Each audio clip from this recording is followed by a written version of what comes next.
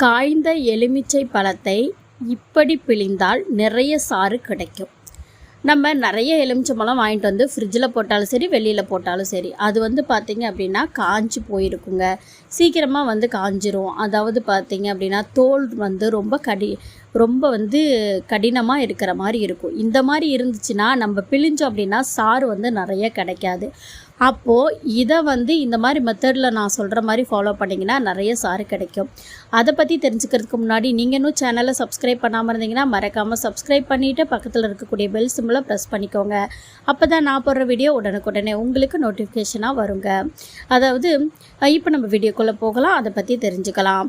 காய்ஞ்ச அந்த எலுமிச்சம்பழம் இருக்குது பார்த்திங்களா, அதை சுடு தண்ணீரில் போட்டு ஒரு 5லேருந்து 10 நிமிஷம் அப்படியே விட்டுருங்க.